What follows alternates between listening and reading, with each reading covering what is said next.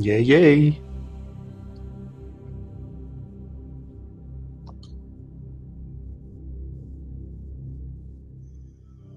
Let's get in here, guys. Yay, yay.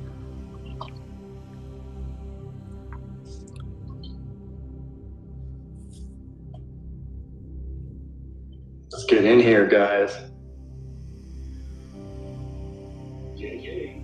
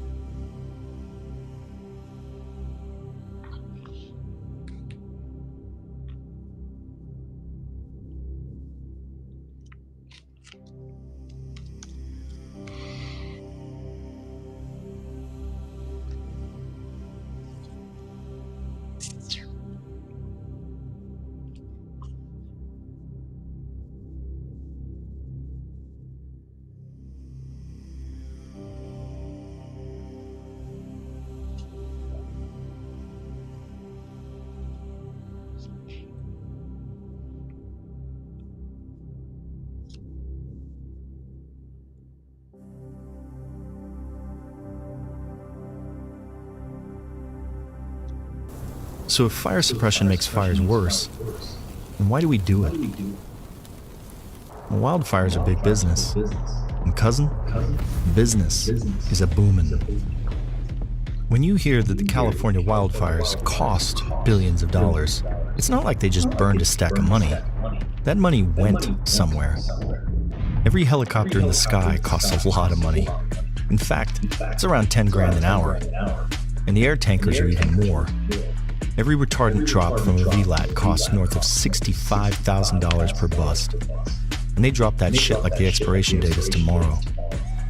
The Forest Service spends nearly $100 million a year on retardant. And it all goes to one private company. Fire aviation costs millions of dollars every day in peak fire season. And many of the ships are contracted out by private companies. They even have a 747. Thousands of miles of hose get used up every year. In 2020, they had a nationwide fire hose shortage. Every lunch, every Gatorade, marked up to government cost. The California Department of Corrections has a great racket. They use cheap prison labor to manufacture their equipment, but they bill at government cost. Why? Well, why not? It's not their money. It's yours. And it's not just the suppression costs. Destruction means transactions. How much money does a hardware store make off your house if it's just sitting there year after year? Well, how much money do you think they make when it burns to the ground? You think the car salesmen are distraught that they have to sell thousands of brand new cars every year because the ones they just sold you all burned up in a wildfire? Every burned out car means a new one is sold. Every leveled house means a new one is built. Contractors, labor, permits, building supplies, furniture, wiring, utilities. Every power pole has to be replaced by men working overtime with hazard pay. The wildfire industrial complex is a $12 billion a year industry in California alone. That's bigger than porn. And in a way, it is porn. Media clowns flock to wildfires like moths to a flame. They plant themselves in front of a raging headfire for the cool shot, and then have to run for their lives when it outflanks them. They overhype the intensity of the incidents for their fire porn, staging shots to heighten the drama for their unsuspecting viewers, doing multiple takes to get the ominous tone just right. Oftentimes, you'll find more fire pornographers than firefighters. and they cheer when homes burn up and are visibly disappointed when a neighborhood is saved. They really only profit when your life has been destroyed on camera. Sometimes the firefighters like to tease the pornographers by pretending to do some hotlining, to trick them into racing over and raising their cameras. Talking heads with all the gravitas of an underwear model will cry out loud that everything you are seeing is unprecedented. It's not. There is no new kind of magical fire behavior that didn't exist before. We'll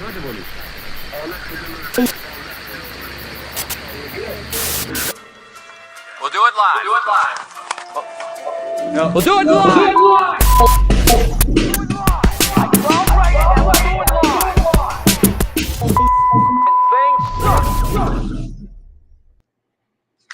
Welcome, welcome, welcome. World War III has broken out. And no, it's not Iran and Israel. It's Gavin Newsom and Spencer Pratt.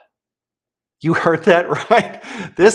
I don't know if you guys have been following this, but apparently Spencer Pratt is the hero we didn't know that we needed.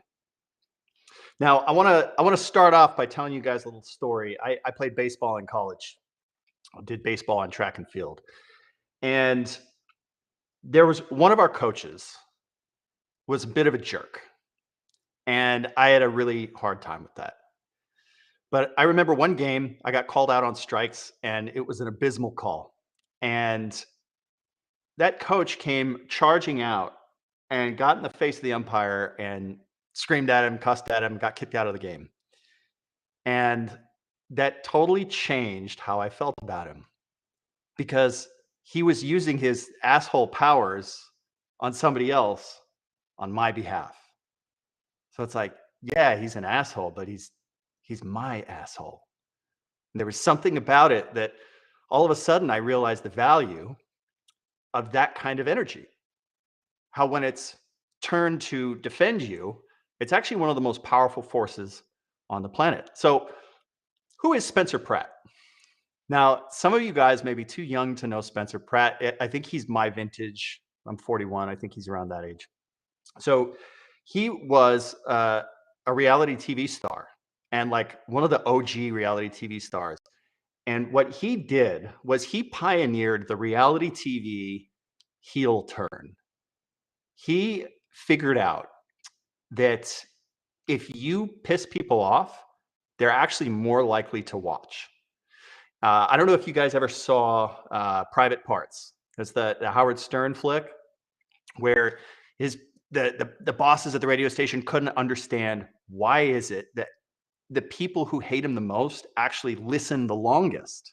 So Spencer was smart enough to understand this, and he developed a persona that drove people crazy, and it sent ratings through the roof, and he monetized that very well. Now, everybody since then has tried to emulate what he did, right? So the Kardashians, they're constantly trying to provoke your rage by just doing obnoxious things. So it's sort of like the television equivalent of playing the heel. Now, Spencer, he lives in the Palisades, and he lost his home in the Palisades Fire. His family, his parents also lost their home. He's been devastated by it. And I want to show you sort of the general area of where they lived to show just how badly they got hit, because it was really bad. Now, if that weren't bad enough, losing everything, having your parents lose everything, he's now being attacked by the governor of California. Now, just so you know, this fire is the fault of Gavin Newsom and the state of California. It started on state property on Topanga State Park. State resources failed to put out the Lockman fire 6 days prior, that then rekindled, and then it started the Palisades Fire. All of Topanga State Park is overgrown, and Topanga State Park envelops the entire Pacific Palisades. And that's what ended up spreading this conflagration into the urban interface and destroying all these homes. So now Spencer Pratt is part of a massive class action lawsuit where they have named the state as culpable. For some odd reason, the state, meaning Gavin Newsom and his press office, thinks that it's wise to be attacking one of the plaintiffs in a lawsuit who is actively suing them. Now, I don't know if you guys have seen the tweets, but they're pretty bad. On top of this, the LA Times, a supplicant media apparatus for the governor, they ran a hit piece on Spencer Pratt, and they're trying to antagonize him, apparently, and sow division amongst the entire plaintiff class that's actively suing the state. So he responded to that article with this video. In today's LA Times, Liam Dillon claims that none of what I said online is actually in SB 549, accuses me of promoting a conspiracy theory. Really? Let's take a closer look at the actual bill text. Something Dillon clearly didn't do. SB 549 allows LA County to purchase lots at a fair price for land banking with first look sale options provided to returning residents. Here's what's missing. No definition of fair price. Who decides what that is? No clarity on first look sale options. Who qualifies? Returning residents or developers aligned with the county's redevelopment goals? Meanwhile, Dillon writes that posts have preyed on fears of neighborhood change, mistrust of government authorities, and prejudice against low-income housing to assert the wildfires were set intentionally to raise the Palisades and replace the community with affordable housing. Boom, screenshot. It's too hard to even believe when I say it. He really said that right there. Okay, yeah. But here's what the bill actually says. LA County may facilitate reconstruction of lost housing stock, including by promotion of senior-serving housing and replacement of affordable housing lost in the fires. No limits, no guardrails. How much affordable housing can be built? Where? Who decides? Of course, I'm supportive of seniors like my own parents whose house burned down, having the ability to return to the Palisades. But I'm also concerned about higher density. With the population we had, the evacuation was a mess. Families were abandoning their cars, running next to flames with their kids. Bottom line, I'm not pushing a conspiracy theory. I'm helping my neighbors understand the real implications of this proposed law. Asking questions about vague policy is not fear-mongering. Wanting transparency isn't preying on fear. Communities that lost everything deserve a seat at the table, not to be shamed for asking how and by whom the rebuild will be handled. That's it. Let the people most affected be part of the decisions. I got the Palisades back. I got Altadena's back. And I don't care if you call me a C-list reality star, Mr. Newsom. That's a compliment. Now, what do you guys think of that? I'm curious, what is your initial reaction to that video? Now, I brought up the whole heel turn reality show thing because he's gone back into his bag of tricks and he's doing it so brilliantly. Nobody was paying enough attention to this Senate bill, and he managed to get everybody focused on it, including the LA Times, including the governor's press office. So I gotta give props to the man for, again, utilizing his fundamental talent of doing the heel turn and being our asshole. You know, he's defending people and he's willing to take the shots. I gotta give him props for it. So now the question becomes, is he right or is he wrong? Is he a crazy conspiracy theorist? Is he overreacting? Well, let's talk about what he's reacting to. Senate Bill 549. Now, some people have been reporting on this. Some people predicted this would happen. A lot of people, including myself, predicted that what's going to happen with the Palisades is going to get entirely rewritten. These lots are going to end up getting sold. Private developers are going to buy them up. And there's going to be a push to inject high density housing into this area. They're going to call it low income housing or affordable housing. But the reality is it's high density housing. This Senate bill brings that to life. Now, it has been pulled because Spencer Pratt actually led enough of a charge and he got enough attention by doing what he's been doing that he actually managed to get enough scrutiny on this and it got pulled, which is very suspect, right? This says a lot about the intentions of this bill. Like, I'll give you an example. I've given my movie Hot Shot to several organizations when they wanted to do a fundraiser. I just say, take it, use it, raise whatever funds you want. I don't need a cut. I don't need a licensing fee. Just do what you want. Imagine if a bunch of crazy people started saying, oh, well, at Hot Shot, he talks about space lasers and all kinds of crazy conspiracy theories, right? Like if I did the LA Times treatment, like conspiracy theories, what I would do is I'd say, no, that's not in there. Like, watch the movie. Here's a link. You can watch it for free. That's not in there. I wouldn't just pull the film. Like, if I just pulled the film, all of a sudden, that would be kind of suspect, wouldn't it? So if they're claiming that this Senate bill is going to help the Palisades recover, and that's what the LA Times is trying to push. This is the narrative. Conspiracy theories thwart rebuilding plan after LA County wildfires. If this is only intended to help people, why would they pull it? Why would they pull it? Now, Governor Newsom's press office, this is an official account for Governor Newsom, responded to what Spencer Pratt was saying. It said, this bill was not proposed by the governor. It was introduced by a legislator with backing from a county supervisor. It's still pending in the legislature. The claim that the governor wants to bulldoze fire victims' neighborhoods and replace them with affordable housing is absurd, offensive, and flat out false. Now, they're deliberately dodging what the real accusations are. The real accusations are that this Senate bill are going to facilitate that, and they're going to open the door for this stuff.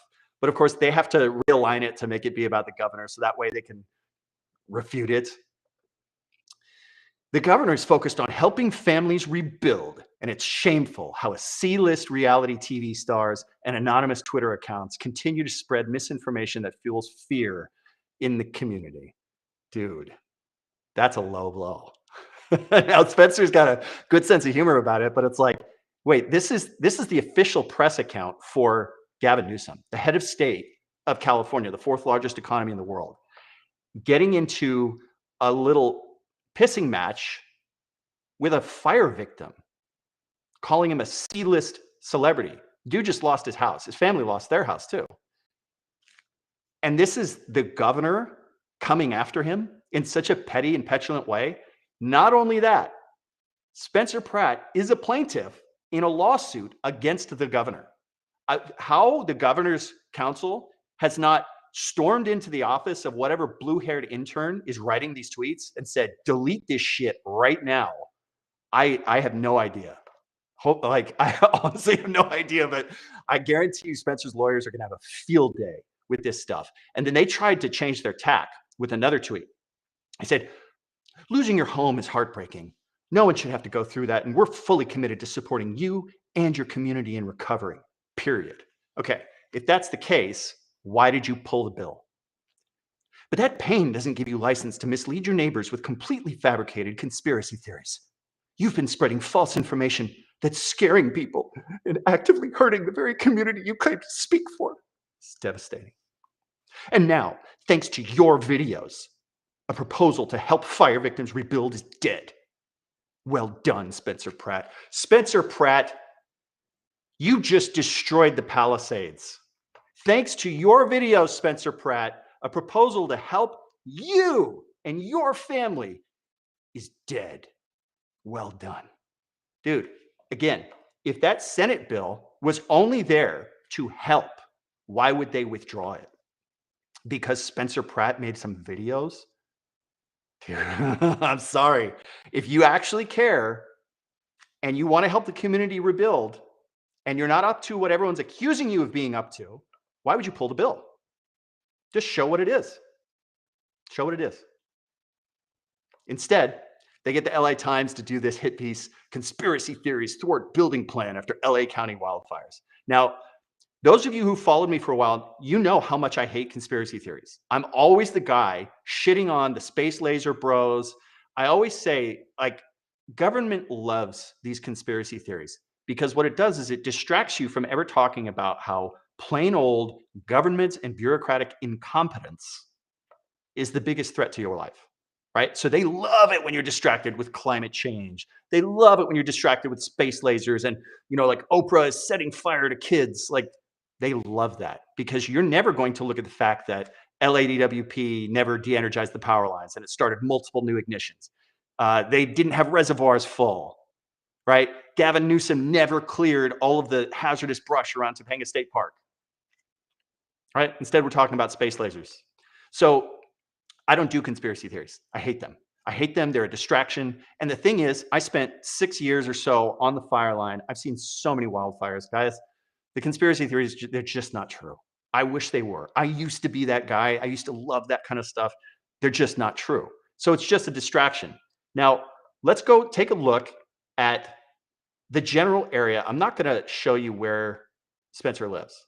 We're going to show the general area that got hit the hardest. This area around the Alphabet Streets.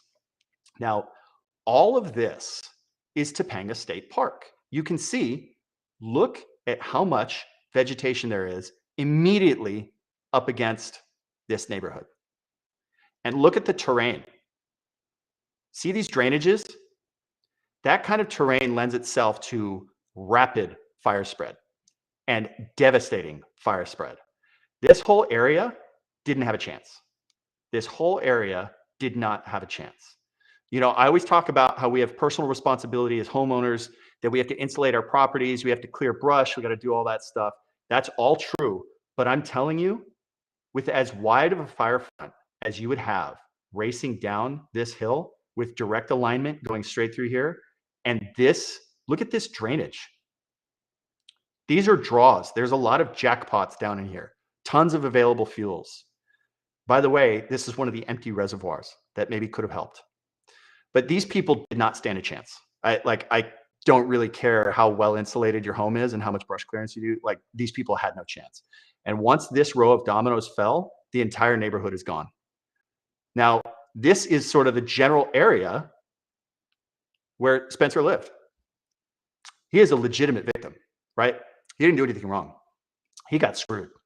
Now, let's go into this Senate bill that we're discussing, because the LA Times insists that it's just conspiracy theories saying that everybody's going to be replaced with high density housing.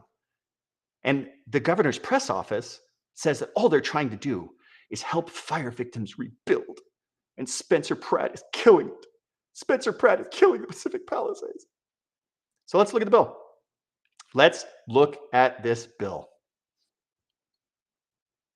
If we're to look at the actual language of this, starting out with it, it's like they try to present it as though it's just trying to support the rebuilding effort. We're going to get into this. I'm going to show you just how nefarious this stuff is. And I'm going to show you how the LA Times is able to mislead without ever technically lying. And once you see how they've done this, you do not hate these people enough. I'm telling you, it is really bad. So let's look at some of the language in here. A city, county, or city and county may adopt a resolution to allocate property tax revenue of that entity to the district if all of the following apply. Okay, so they have standards for it. Basically, this is what it is. They're going to try to redirect funds to what they refer to as the rebuilding effort. In order to determine where the funds go for this, they have certain stipulations. You have to meet all of these conditions. Now, the area to be financed with funds received pursuant to this section is within 1/2 mile of a major transit stop, as defined in section 21064.3 of the Public Resources Code. Well, what does that mean? It's a bus stop. That's what that means. So what they're saying is that they're only making these rebuilding funds available to people with properties within 1/2 mile of a bus stop. Now, I don't know if you guys know the Palisades. There's not a lot of bus stops. They've got like a dozen or so around the area, but look at where they are. This means that all of these homes, all of these homes, all of the Highlands, the Summit area, all of this area, we're talking 70% of the Palisades is not within 1/2 mile of a bus stop. So this automatically is excluding the overwhelming majority of the Palisades. Just that first condition can't be met unless they're going to add more bus stops. But that's not what they're doing. So the area that got hit the hardest, the Alphabet Streets area, they're not within 1/2 mile of a bus stop. So they're not getting any of this money in the first place. So how is this going to help Spencer? He's not within a half a mile of a bus stop. So he's automatically out. So let's continue. Let's continue. Subsection 2. The infrastructure financing plan requires that at least 40% of the total funds received by the district pursuant to this section be used for the acquisition, construction, or rehabilitation of housing, including the costs of pre-development and land acquisition for households with incomes below 60% of area median income for rent or purchase. Pre-development costs include, but are not limited to, site control, engineering studies, architectural plans, application fees, legal services, permits, bonding, and site preparation. I like this. I actually like this. So I've talked about how there's a lot of people in the Palisades who are, in their 70s, and they bought there 40 years ago, back when it was affordable. They cannot afford to buy back in now or rebuild with today's prices. They simply can't do it. So they're just going to get pushed out. And this was a big concern of mine. It's a big concern of a lot of people. So this idea that they're going to allocate 40% of these rebuilding funds to all of this stuff, site control, engineering studies, architectural plans, application fees, this is actually great. I like this, right? This is going to help people who couldn't afford to do all that stuff sort of get a jump start. And they've got a threshold, incomes below 60% of the area median income. This is actually a really good condition. But what we're going to find out as we proceed with this is what they do. This is the window dressing. This is what gives the LA Times and Gavin Newsom's press office the ability to say, this is what we're doing. We're just trying to help cover the costs that people shouldn't have to bear because they lost their home and they can't afford to get back in. Those people who are going to get priced out, we're trying to keep them here. But it's just a cover. And I'm going to prove this to you. Subsection 3. The infrastructure financing plan requires that 50% of the housing funds are used to develop housing affordable to and occupied by households with incomes below 60% and greater than 30% of area median income. And 50% of the housing funds are used for either housing affordable to and occupied by households with incomes below 30% of area median income or permanent supportive housing to help homeless persons get off the street. What the fuck? Do you see that turn that it just took? It went from talking about, hey, half of the housing funds are going to be used to develop affordable housing for people between the 30 and 60% below median income. And then it just goes off a cliff. And then all of a sudden it's saying, or permanent supportive housing to help homeless persons get off the street. What the fuck? And notice, what is the preposition before permanent supportive housing to help homeless persons get off the street? It's or, not and, or. Meaning the entire clause, the entire 50% of housing funds that are supposed to be used to develop affordable housing for lower income individuals, yeah, it could go for that. Or it could go to help homeless persons get off the street with permanent housing. There's nothing blocking them from using 50% of the funds entirely for permanent homeless housing. Now, if you know the Palisades, there's not a lot of wizards in the Palisades. There's not a lot of wizards. And it's not necessarily like the place that's going to want a wizard housing community. But the LA Times and Gavin Newsom's press office, they're telling us that this is just a conspiracy theory. That things are going to get rezoned for homeless housing. What? How do we reconcile this? It's saying it right here. Permanent supportive housing to help homeless persons get off the street. What does that have to do with the Palisades Fire? This is an affluent neighborhood. Now, we're not going to debate like if we should be providing housing for wizards or not. And if you're wondering why I'd say wizards, I'll give you some inside baseball. This is what firefighters call homeless people. They call them wizards because it's a euphemism. And when you imagine a homeless person, oftentimes they're wearing like tattered robes and they got a long gray beard and they cast spells at you. They're like wizards. Now, Spencer Pratt's not the only person reporting on this. LA Magazine covered this aspect of it as well. So it's not just Spencer. It's like also like legitimate publications. Now they highlighted this. They highlighted this line that I just spoke of. Or permanent supportive housing to help homeless persons get off the street.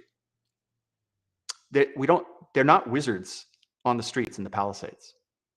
So I don't know what this has to do with restoring what the Palisades was like before the fire. Now, the way that LA Mag frames this, they say that the two separate ideas open the door for the development of multi-unit low-income housing on lots where single-family homes once stood in Altadena, Pacific Palisades, Malibu, and other devastated areas. They didn't get this right. It's not right. They said that this opens the door for the development of multi-unit low-income housing. It's actually way worse than that. This doesn't open the door for that. It actually mandates that. I will say this again. This bill does not open the door for low-income, homeless, wizard housing. It mandates it. It is mandatory. So when the LA Times tells you that this bill doesn't open the door for homeless housing, they're actually technically not lying. It requires it. It requires it. And everybody so far has missed this. Shall we take a look? Now, you got to go forward in this bill. Now, this is SB 549. So, subsection 4, the infrastructure financing plan. This is all the money that's going to be poured in to help the Palisades rebuild, right? And they're trying to frame it like we're just enabling government to buy up this property, and then we're going to build homes on it for cheap, and then just give it back to the residents who couldn't afford it. That's all that we're doing here. You got to read deeper to understand what they're actually doing.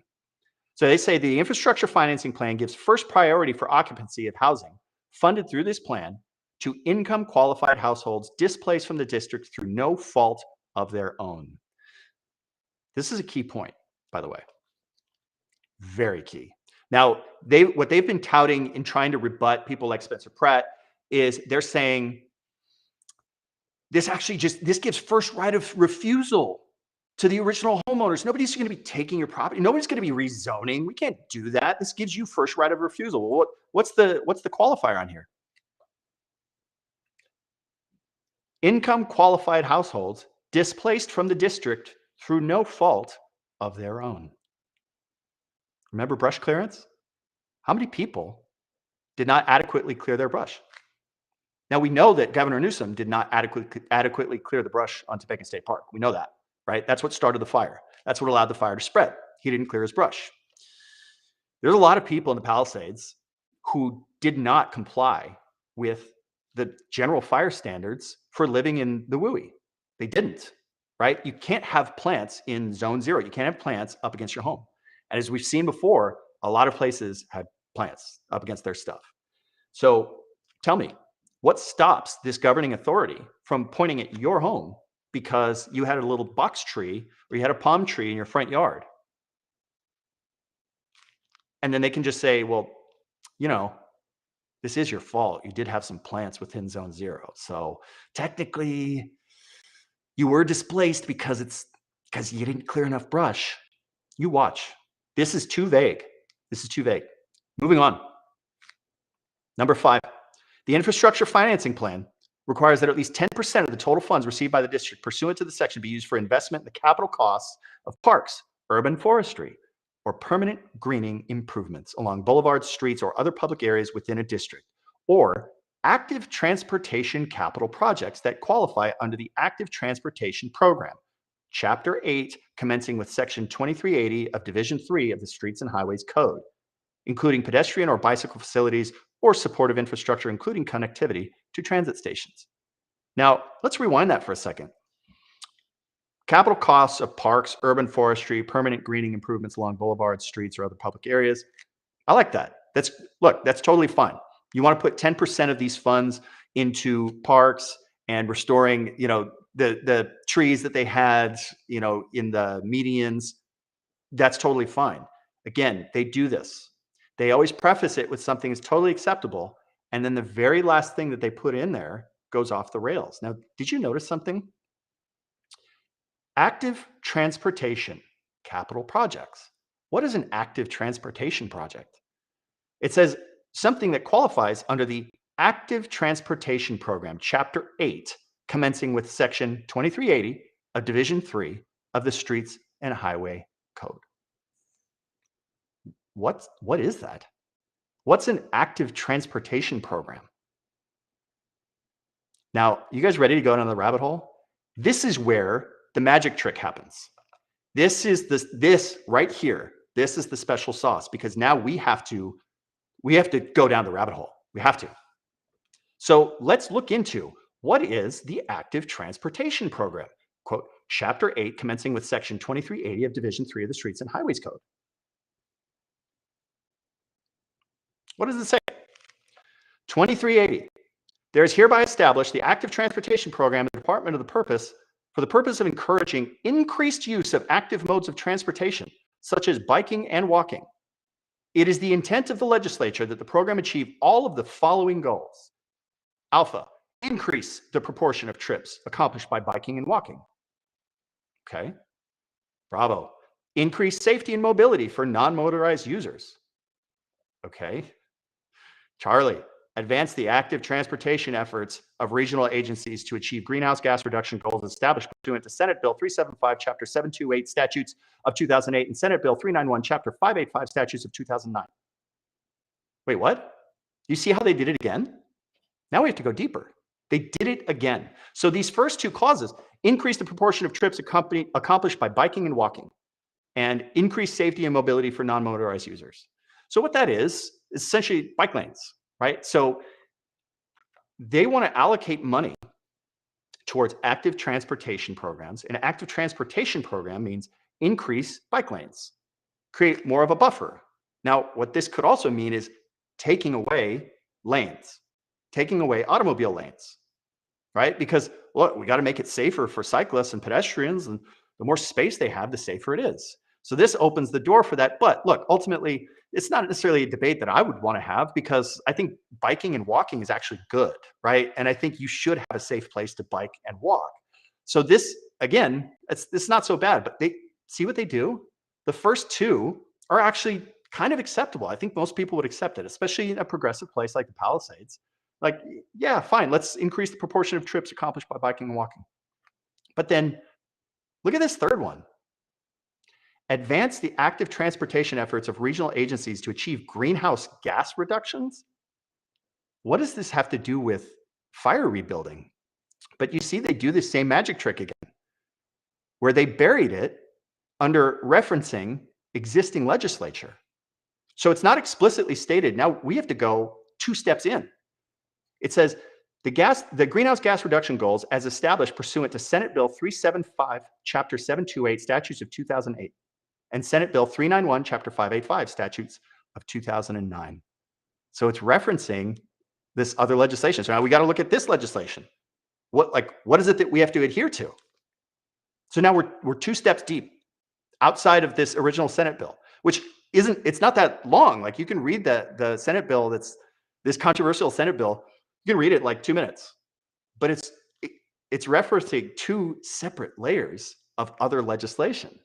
You have to know what that legislation is to know what is this new Senate bill actually subordinate to. This is how they fuck you. So let's look at it. Senate Bill number 375, Chapter 728.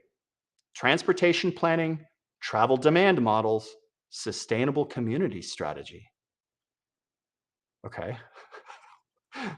All right.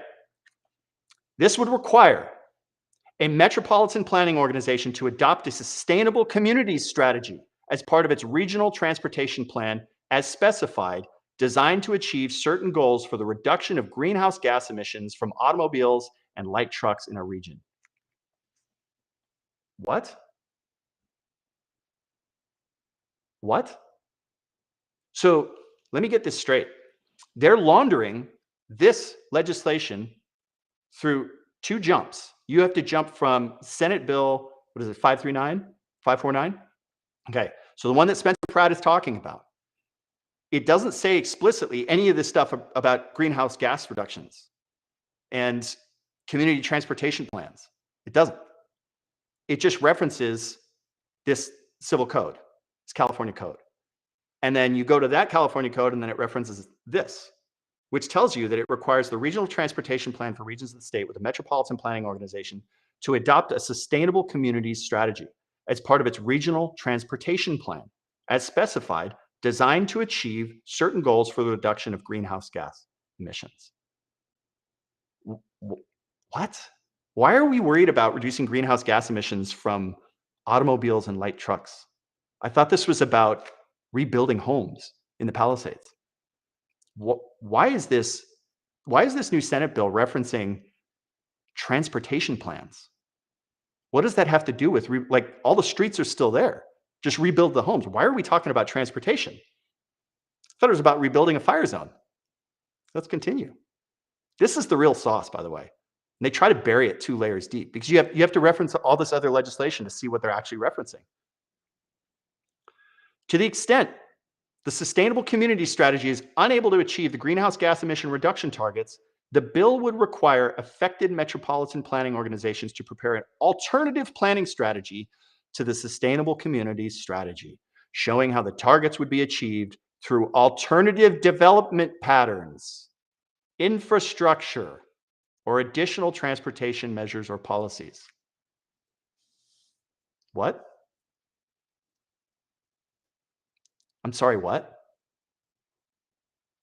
So they can just make up an alternative strategy to achieve the goal of not rebuilding the community, but reducing greenhouse gas emissions. Now, what you have to understand is you might think, okay, greenhouse gas emissions, that has nothing to do with buildings. That has nothing to do with zoning. It's transportation. They're talking about light trucks and automobiles. Till you understand that they actually see high density housing as the fulcrum point for all of this. Because if the goal is to reduce the amount of transportation, well, how do you start with that? You have to condense everyone into the same place. Like, this isn't conspiratorial. Like, this is actually how they talk. They talk about how we need more centralized planning. We need more high density housing. And I've seen this in my comments too. You need this because that way everybody can just hop on the bus. And you don't have all this sprawl. So not everybody needs to have their own cars and be, going down all these winding roads. So the more high density housing you have, the more people actually are going to be using public transportation.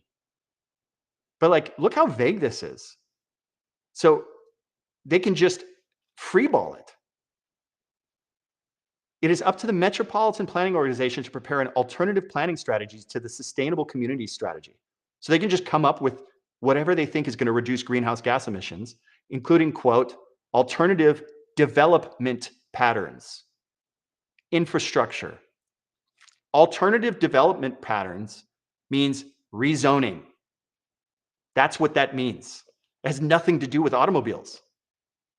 They always put in this back door in their legislation, right? They always do this. So that way it's like they can get away with saying, oh, none of that's in the bill. It's just referencing another piece of legislation that also references another piece of legislation that says that you have to mandate this stuff. Moving on. The bill would require the State Air Resources Board. Oh my God, here we go again. This is CARB, the California Air Resources Board, which anyone who's seen my movie, you know that I named them as they're like the main reason why California does not do prescribed fire, which is the main reason why California gets so many wildfires. It's California Air Resources Board. So, dude, what do they not have their hands in? Are they dictating everything that happens in California? The bill would require the State Air Resources Board to review each metropolitan planning organization's sustainable community strategy and alternative planning strategy to determine whether the strategy, if implemented, would achieve the greenhouse gas emission reduction targets. You see this? So what they're saying is that this Senate bill in question is subordinate to this existing legislation from 2008, which says that the primary goal of all development is reducing greenhouse gas emissions, not rebuilding, reducing greenhouse gas emissions. So you have to ask yourself, what would do that? What would do that? It gets so much worse. The planning and zoning law requires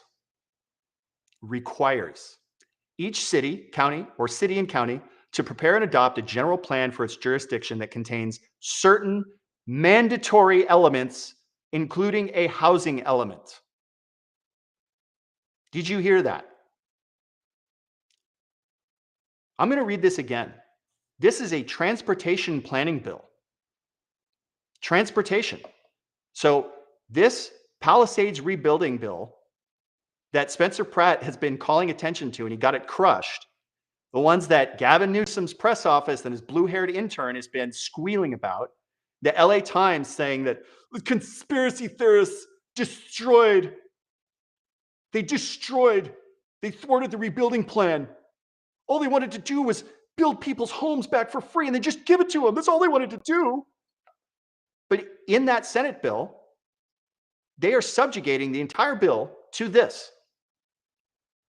The planning and zoning law requires each city, county, or city and county to prepare and adopt a general plan for its jurisdiction that contains certain mandatory elements, including a housing element. This is mandatory in a transportation bill. Existing law requires, this is where it gets so bad, dude. I need to take a sip. Where do you think it goes from here? Where do you think it goes from here? No one's going to see this because this language is not in the Senate bill. This is not in the bill in question that Spencer Pratt's been covering. It's not explicitly stated in the bill. It's like a footnote. It references another bit of legislation, and then that legislation doesn't even say it. So they're laundering this information through several layers of legislation. This is where it gets really bad. The existing law, this is existing law, requires the housing element to identify the existing and projected housing needs of all economic segments of the community. All. That means wizards. That means wizards. That means homeless drug addicts. Homeless drug addicts. This means that your community has a mandatory housing requirement that considers homeless drug addicts who contribute nothing to society. Mandatory. This already exists. This is from 2008. This legislation that the Senate bill references through two hops is from 2008. This already exists. And that all infrastructure has to meet one goal, emissions reductions. And for some reason, it has a mandatory housing element. And for some reason, that mandatory housing element requires to identify the existing and projected housing needs of all economic segments of the community, including homeless drug addicts. Required. The Palisades is required to consider homeless drug addicts for the rebuilding. It goes on. Existing law requires. This isn't just opening the door. It requires it. The existing law requires the program to identify actions that will be undertaken to make sites available to accommodate various housing needs, including, in certain cases, the rezoning of sites to accommodate 100% of the need for housing for very low and low-income households. This drives me so crazy. The amount of morons who've been in my comment section saying, they can't rezone, you don't understand the Palisades, they're not going to rezone properties. It's required by law. You guys need to read. I'm going to read this again for you guys who can't read. Existing law requires the program to identify actions that will be undertaken to make sites available to accommodate various housing needs, including, in certain cases, the rezoning of sites to accommodate 100% of the need for housing for very low and low-income households. requires 100% rezoning. This isn't opening the door for rezoning. This isn't up to like, no, the community would never allow it. They're going to raise a stink. That's not going to happen. Dude, this is existing law that requires the consideration of 100% of the economic span of this community, including homeless drug addicts, who were not a part of the community in the Palisades. Now, they're a part of the community in downtown Los Angeles and many other parts of LA, but not the Palisades. Now, if you think it's a good thing to accommodate homeless drug addicts in your community, then by all means, go for it. Like, I'm not here to argue that. But this law that they're referencing here, this existing law from 2008, requires it. It requires homeless housing. This isn't a debate. This is not a debate. This gives them the authority to rezone properties for wizards explicitly. Explicitly. So not only can they do this, not only can they rezone parts of the Palisades for high density homeless housing, they are required to do it. Required. Again, because high density housing, to them, that's the fulcrum point for regulating emissions. And apparently, this is the guiding principle for all of this development. Not rebuilding the Palisades, not restoring the community the way that it was. They are required to do this. You guys paying attention yet? Now, because the existing law doesn't go far enough, this law reads, the bill would generally require rezoning of certain sites to accommodate certain housing needs. The bill would also allow a court to compel a local government to complete the rezoning within specified times and to impose sanctions on the local government if the court order to judgment is not carried out. Did you hear that? This would allow a court to compel a local government to complete the rezoning within specified times and to impose sanctions on that local government. So a court can compel the city of the Palisades to put in homeless housing, and they can sanction them if they don't do it in a timely fashion. Not only is it required, there is a framework for punitive measures against the Palisades if they don't do it, and quickly, right? This is addressing the possibility that maybe they come up with a reason for why it's stalled. Oh, we got to do an environmental impact report before we build this wizard housing, or, we got to do They try to stall it, a court can compel them to do it with sanctions. Are you guys paying attention here? You paying attention to this? This is existing legislation. It already exists. And so what they're able to do is they can launder all of this dirty crap into that new Senate bill by simply never saying this explicitly in that Senate bill. They just reference this. It's like a hyperlink. And there's two hops, right? We had to go to the active transportation program. And then from there, we had to reference SB 375, which is what this is. Two hops. So this is how the LA Times gets away with lying without actually lying. And that you notice how they talk about it. It's like, that's not in this bill. When you say, homeless housing, that's not in this bill. It's like, no, you're right. It's not in this bill. But it's subjugated to this bill, this existing law that we're talking about that requires homeless housing and provides a framework where courts can compel the Palisades to do it if they don't do it in a timely fashion. Now, if you remember the active transportation thing, it referenced two bills, right? Two bits of legislation. Senate Bill 391, Chapter 585 from 2009. So what does that one say? What does that one say? Senate Bill 391. Okay. All right. It's greenhouse gas emissions legislation. Again, greenhouse gas emissions. Like, what are we doing? Like, I don't care how you feel about, like, the priority of managing greenhouse gases. Like, what does it have to do with rebuilding the Palisades? Why is this the guiding principle for everything that we do? It doesn't make any sense. Now, there's not a ton in this one that's like really compelling, but there's one component that's very interesting. Look at this. Subsection Echo.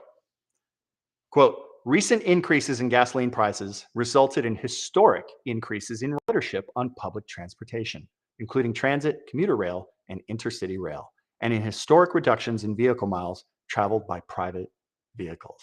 You see that? They have identified gas prices as a primary driver of public transportation use. All right? It's like, hey, look, if we raise gas prices, we create this unmanageable pain point that's going to strong arm everyone into riding the bus. You ever wonder why California gas prices are so much more expensive than everywhere else, no matter what's happening with the oil market? It's because they know that this is what's going to compel people to do the mass transportation stuff. They're just trying to hurt you. They're trying to make it as painful as possible to compel you to get rid of your car. They know it. They're literally identifying in legislation that increases in gasoline prices result in historic increases in ridership on public transportation. They know that's a pain point. They're deliberately leveraging that to try to manipulate you into doing this. They want to make your life so hard that you give up your car. This is mafia tactics. Dude, California, your government hates you. Like legitimately, they hate you. They despise you. Like Chicago has this reputation for being like the dirty mafia style politics capital of the world, but I'm sorry, California's taken the throne. And it's like they do it with this smile behind their organic smoothie with the paper straw. So it's like you think, oh no, we're just California. Gavin Newsom does this little shoulder shuffle. We're not mafia. Look at what they're doing. Look at what they're doing. So now we have to take several steps back because we're like 3 steps deep into referenced legislation. Now, the rest of the active transportation program is relatively benign. It's got some nebulous mandates like subsection Delta to enhance public health, including reduction of childhood obesity through the use of programs, including, but not limited to, projects eligible for safe routes to school program funding. Okay, so reducing childhood obesity is part of a transit plan? Dude, this is absolutely necessary. Kids are way too fat these days. This is a public health emergency for sure. I just don't know what this is doing within like transportation legislation. I don't get it. Like, why do they muddy the waters with this stuff? Why are they always burying this stuff? It's shady as hell. But again, they're doing this thing where they put something palatable in there so they can put something tremendously unpalatable below it. What else? Subsection Echo, ensure that disadvantaged communities fully share in the benefits of the program. Again, that's leaving that door wide open to make sure that this money is going to wizards. Subsection Foxtrot, provide a broad spectrum of projects to benefit many types of active transportation users. It's not bad. That's fine. I think, again, I think riding your bike is good. Walking is good. You've got the weather for it in California. I'm all for promoting that stuff. I think bike lanes are fine. I know there's a lot of Angelenos who don't agree, but like, that's not my fight. To me, this is relatively harmless. It's that other stuff that's really nefarious. So now we're multiple steps away from Senate Bill 549, right? So it's referencing existing legislation, which is referencing existing legislation to which Senate Bill 549 is subjugated to. So let's go back to Senate Bill 549. So what we see is that this bill doesn't explicitly mandate rezoning for homeless housing projects, right? That language isn't in the bill. It references other legislation that mandates rezoning for homeless housing projects. Again, it's like, it doesn't consider rezoning for wizard housing. This doesn't open the door for rezoning for wizard housing. It mandates it. It's mandatory. It allows the courts to compel local governments to complete rezoning without any delays, or they face sanctions. So by referencing prior legislation, they can get away with this little parlor trick where they're not spelling this out specifically in this bill that we're debating, right? And they can keep it nice and short. And the LA Times and Governor Newsom and his scumbag press office managers, they can get away with saying, well, this bill doesn't say that. This bill said it doesn't, and you're right, it doesn't say anything about rezoning for homeless housing. It doesn't say anything. Yeah, it just says that at least 10% of the funds that complies with other legislation that says that you must rezone for wizard housing. It's subjugating itself to other existing legislation that requires it. How is that different? They're just laundering it. So they can get away with saying that, oh, no, this doesn't do that. Dude, this is so corrupt. Like this level of deception, I mean, this puts like Pravda to shame. The LA Times used to be a respectable organization. Like the only good thing out of the LA Times is Plashke. Guy's great. And Kenneth Turan. But we don't really care about sports ball or movies, care about rebuilding the Palisades. Now, goes on, subsection Charlie. The remaining funds may be used for any of the following. 1, multifamily affordable housing projects or mixed-use projects with affordable multifamily housing and ground floor commercial uses that support infill and compact development. Do you know what that means? High-density housing. That's what compact development is. Stacking units. 2, transit capital projects, including transit stations and programs supporting transit ridership, including waterborne transit. That's kind of interesting that they're talking about ferry service. That's interesting. I would take a ferry service from Malibu to Santa Monica. That's actually kind of cool. But what they're talking about is more bus stations, more bus stops, because they have to accommodate all the low income and homeless people who they're going to be stacking in compact development. Number 3, transit-oriented development projects, including affordable housing. See, this is what I'm saying. Transit-oriented, including affordable housing. Do you see how they're conflating and mixing this stuff? Where we're like, this bill, which is supposed to be about rebuilding the Palisades, is referencing transportation legislation from 2008. And here, again, they're explicitly mixing this. Transit-oriented development projects, including affordable housing. What? Now, they say that it's affordable housing and infrastructure at or near transit stations or connecting those developments to transit stations. Dude, what does this have to do with giving Spencer Pratt his home back? Like, honest question. What does this have to do with it? Number 4, capital projects that implement local complete streets programs. Again, what? What are complete streets? Why don't they spell this out in the legislation? Obviously, complete streets is it's referencing some other thing, some other legislation or some like jargon, like some kind of political jargon that we're all supposed to know. But what's a complete street? Do you see how much they hide behind this plain language? Now, complete street, it's not that nefarious. It's basically bike lanes, right? So the idea is a street is only complete if it can accommodate every mode of transportation: walking, wheelchairs, bicycles. Again, look, I have no problem with bike lanes.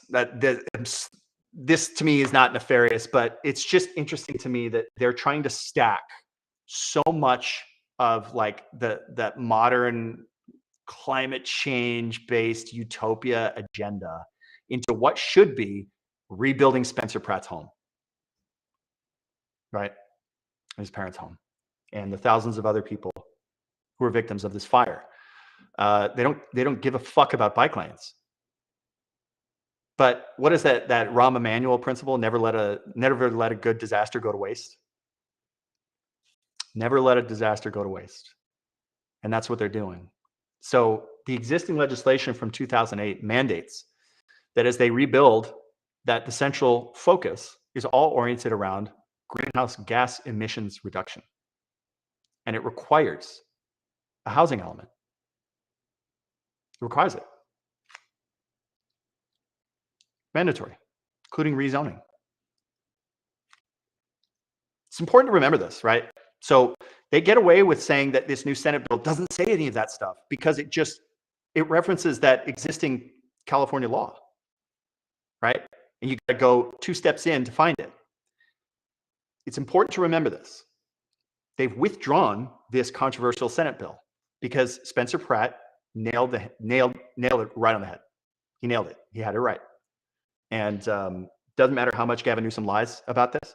Doesn't matter how much the LA Times obfuscates and does this disingenuous hack journalism. Doesn't matter. Spencer Pratt was right. They've withdrawn the Senate bill, but you cannot believe that this is over. Because the real problem, the fulcrum point with this Senate bill was that it's referencing laws that are already on the books. So they're just going to find another way to utilize that existing legislation, right? Dude, it's already baked in the cake. So you have to be severely on guard for how else they're going to try to backdoor this, okay? Because the tripwire, it's already there. It's been there since 2008, just waiting for your community to get wiped off the map so they can mandate this stuff. So now the rest of this Senate bill that did get pulled, or at least paused for a year, it's like the rest of it is kind of just procedural guidelines on public hearings, the where and when and how many public hearings they have to have and what amount of protest would invalidate the measure. It's fine. It's all procedural stuff. But there is one more provision that's interesting. One more. And it reads,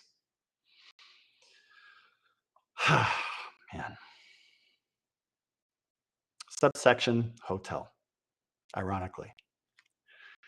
The district shall require by recorded covenants or restrictions that affordable housing units financed pursuant to this section remain permanently available at affordable housing costs to and occupied by very low income households, persons and families of low income, or persons and families of low or moderate income for the longest feasible time, but for not less than 55 years for rental units and 45 years for owner-occupied units. Permanently available, right? So this low-income, high-density housing must be made permanently available, frozen rates, for at least 55 years. Look, it's rent control. It's not necessarily a bad thing. Like, rent control is not necessarily a terrible, I don't know. You know, I don't want to go out on a limb and I don't really have an opinion on that. Because there's a part of me that, like, I've got friends who live in Santa Monica and they can actually afford to live in Santa Monica, even though they don't make a ton of money. And so there's a part of me that kind of likes that, but I don't know enough about the economics of it. Like, does this hurt landlords? Does it actually depreciate the value of the property? I don't know. You guys can debate this and tell me if we think that rent control is good or bad. But there's a lot of mandates and requirements and permanence to this stuff. So, like, what we see in this legislation is they'll establish a backdoor and they hide it in this Senate bill by referencing other legislation that you have to go out of your way to go to read. And it's legislation that mandates rezoning properties for wizard housing. So yes, this legislation absolutely not only opens the door, as the LA Mag said, it mandates it. It mandates that they build wizard housing in the Palisades. So the conspiracy theorists are right again. Conspiracy theorists are right again. And it says at least 10% of the total funds go to this. At least. There's no cap, right? There's only a bottom. Where's the limit? That's the other thing.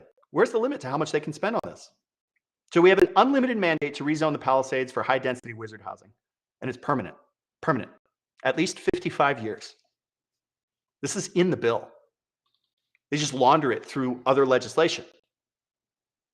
And that legislation, this bill is subordinate to. Do you see how sneaky that is? Do you know how sneaky these people are? Now, did you notice what's not in that Senate bill that we just read through? What's not in the bill? I'm gonna look at the chat, see if you guys see it. Wizard housing. You guys are catching on with the wizards. You'll notice that I'll talk about wizard fires. It's a very common thing in Southern California. But yeah, this is what firefighters, they'll refer to transients or vagrants as wizards to try to be polite.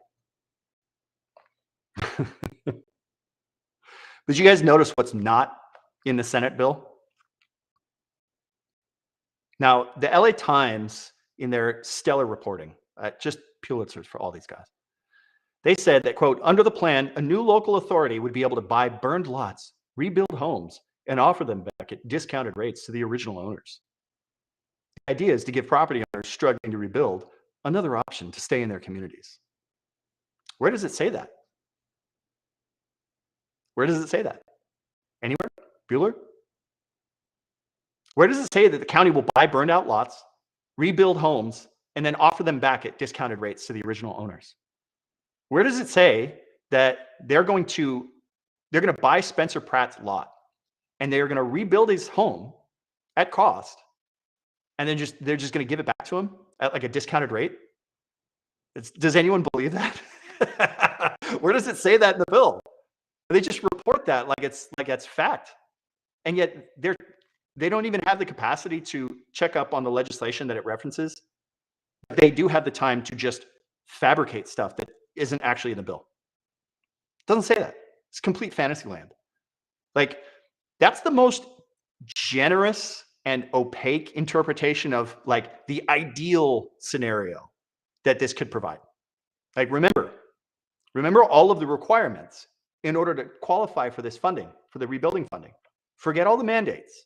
Just what are the initial requirements for you to get this money? You got to be within half a mile of a bus stop. So 70% of the Palisades is already out. The entire Highland, like, they're screwed. The whole top half of the alphabet streets, they're screwed. Like, they don't qualify. Just on that first disclaimer. You must be below 60% of the median income. You must include permanent supportive housing for wizards. Now, the first right of refusal section, right, where it's like, oh, no. We're not going to rezone this. We're not going to take your land from you. You'll get the first right of refusal, like if you want to buy back that home. That's for income qualified households, displaced through no fault of their own. How do we determine fault? Remember, a lot of people in the Palisades, and look, there's not going to be any victim blaming here, but you got to get rid of the plants around your house, guys. And if you don't want to do it to save your house, you got to do it just to make sure that legislation doesn't screw you, right? This is just like using your cell phone or not wearing your seatbelt when you drive. Some of you are perfectly capable of using a cell phone and still driving, right? But if somebody hits you and it's not your fault, if you were using your cell phone, you're at fault. Even if you weren't at fault. Just like this. Dude, you got to clear your brush for when they have rebuilding legislation that says you're only going to qualify for any of these benefits if it wasn't your fault. And if you have plants around your home, I could easily see them arguing that, well, you didn't clear zone 0. You know, you were cited by the LAFD, so technically you don't qualify. This kind of was your fault, even though we know that it's Gavin Newsom's fault. It's the state park. So that whole first right of refusal line that the LA Times is touting, that's not in there. It's not realistic. Like, it doesn't apply to people like Spencer, and 70% of the Palisades doesn't apply to. So, like, if you didn't clear your vegetation, you didn't close your vents, you're out. Hey, you didn't stay and hose down your property, you're out. So they imagine that, like, there's some 70-year-old grandma who had $1 million home next to a bus stop. She cleared all of her brush. She cleared her vents. She closed the vents. And she stayed and she fought fire with a garden hose. But she was overcome by fire and had to evacuate. She only gets $1,000 a month from Social Security. So the county is, because she was right next to a bus stop and she cleared all of her brush and she fought the fire with her garden hose, she qualifies. She qualifies. And the county is going to buy her property, rebuild her home, and give it back to her. Give me a fucking break. What kind of, like, commie utopia fantasy is this? So the legislation subjugates itself to other legislation that requires rezoning for wizard housing, homeless housing. So while it's not explicitly stated in the bill, it gives them this cover. It gives them this ability to use their weasel words and say, that's not in this bill. And that's exactly how they say it. That's how they say it in these articles. It was never in this bill. These people are such devious scumbags.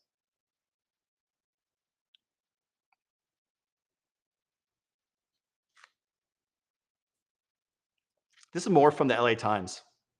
Posts have preyed on fears of neighborhood change.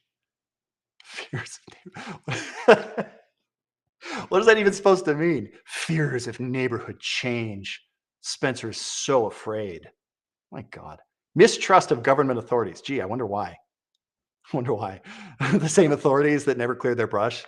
The same authorities who still haven't told us what the cause of the fire was 6 months later. The same authorities who drained 2 reservoirs and never had a contingency plan to fill them. The same authorities who left the entire Palisades without water. The same authorities who then changed the logs reflecting when they tried to turn off the power. Oh, and then they failed to turn off the power. I wonder why people mistrust these authorities. Spencer Pratt, how dare you mistrust them? What's wrong with you? What's wrong with you, you silly peasant? You better trust the government. They only have your well-being in mind, Spencer Pratt. People are so ridiculous. Mistrust of government authorities and prejudice against low-income housing. How can you be prejudiced against a house? Right, I'm sorry. I have a degree in professional writing, so I'm sorry if I'm nitpicking, but the standards of journalism and writing in general have decayed so badly. It's just embarrassing. It's like who's editing this? Prejudice against low-income housing. How can you judge a house?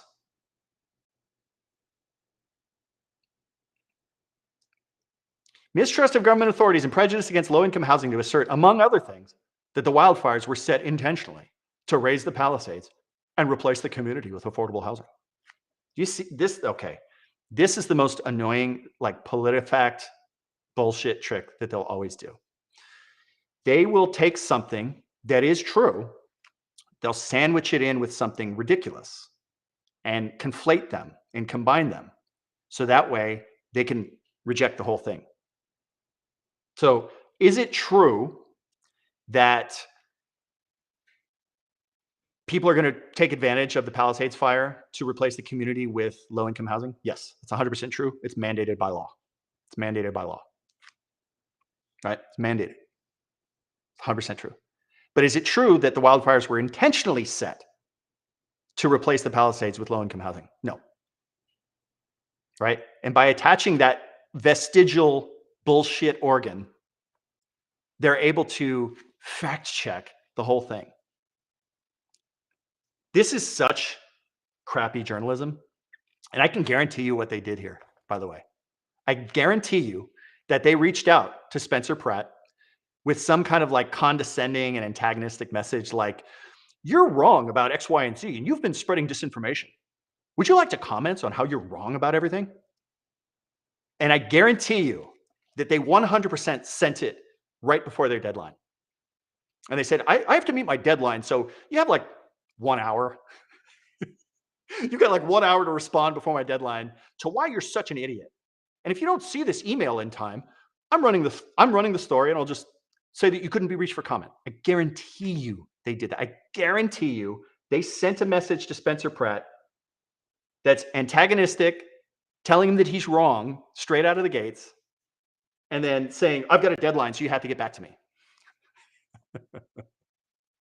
This is what they do, man. It is so skeezy.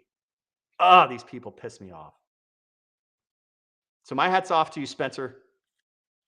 My hat's off to you, Spencer. It's the hero we didn't know we needed. This is the heel turn that we needed. Californians are so docile. They will allow their governor to talk smack against them as fire victims. They'll tolerate their own governor shitting all over them and destroying their entire community and replacing it with wizard housing. They'll just let it happen. They will.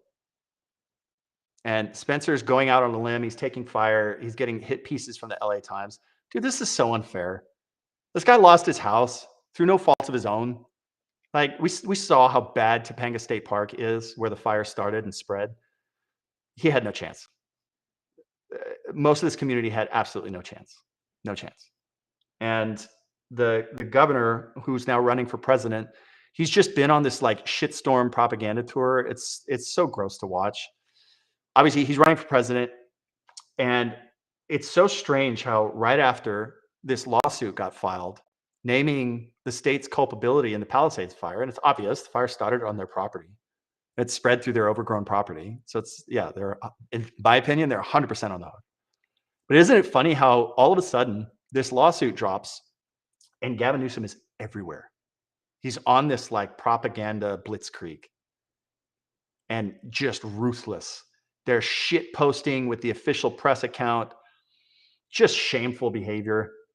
I never thought that Spencer Pratt would be the one who's going to take all the arrows on behalf of this community. But here we are. So I hope that shows how unfair Governor Newsom's office is being, how disingenuous they're being, how disingenuous the LA Times are, and that this bill absolutely was a Trojan horse. But you have to be cognizant of the fact that the reason why this bill was so bad is it's referencing existing legislation, right? So that tripwire is already there. You have to be very, very careful. Okay, you have to stay on top of this. They pulled this bill. They pulled SB 549. They tabled it for a year. They're not going to give up because they're required to put a mandatory housing element there that includes wizard housing. It's already baked in the cake. So I don't know how you guys get that toothpaste back in the tube. I think this is actually, it's going to require amending that law. And I don't know how you do that. It's been law since 2008. I don't know how you do that. Does anyone have any ideas? Can't think about the high-speed rail too. Yeah. My God.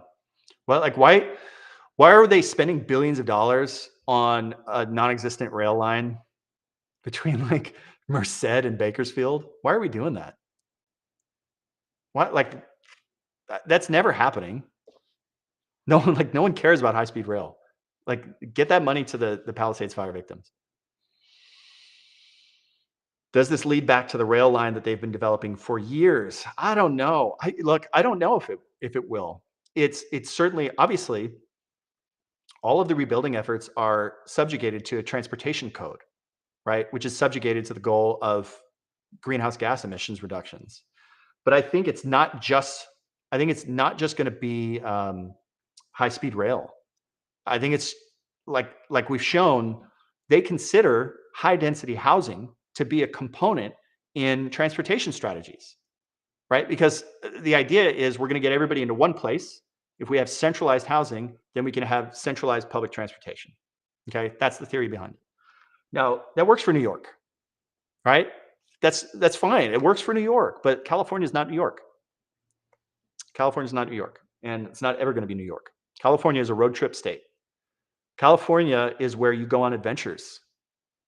Like New York's great. It's declined a lot in recent years, but it's still, dude, New York's great. Chicago's great. And they're just built differently. No one cares about downtown Los Angeles. It sucks. Like people want to live in Malibu, Calabasas, and Santa Clarita, like all the rednecks with ATVs.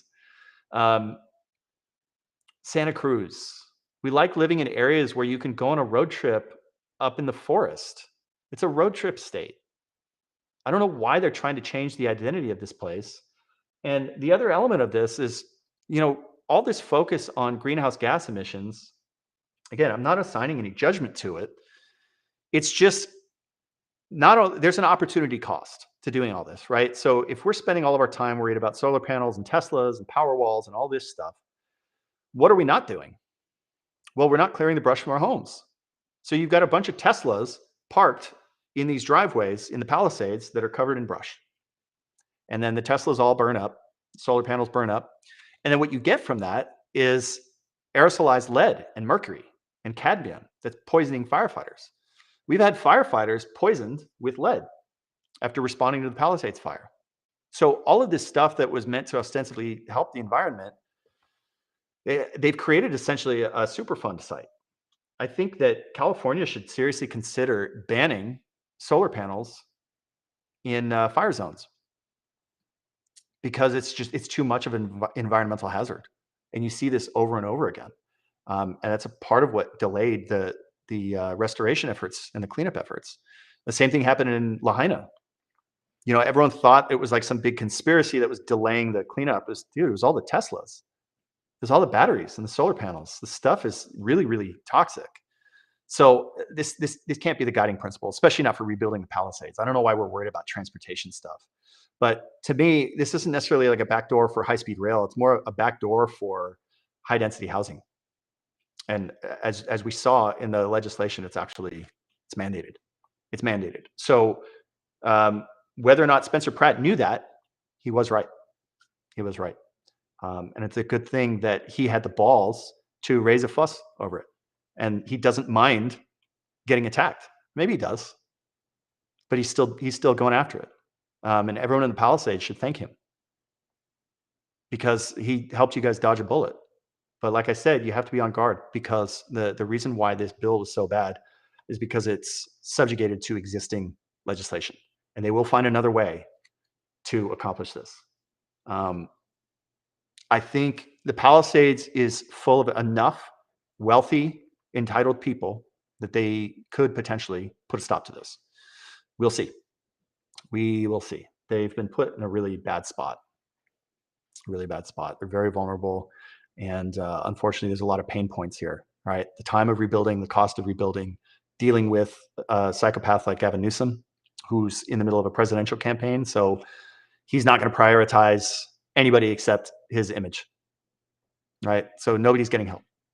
The only thing that he's going to do is photo ops and sound bites. That's all you're going to get. You're not going to get genuine help. So I'm praying for you guys. I really am. Be on guard. You have to be vigilant because, like I said, the existing legislation already mandates that your community has to be rebuilt with wizard housing. So pay attention. All right, guys. Thanks for joining. Talk about it more on Twitter.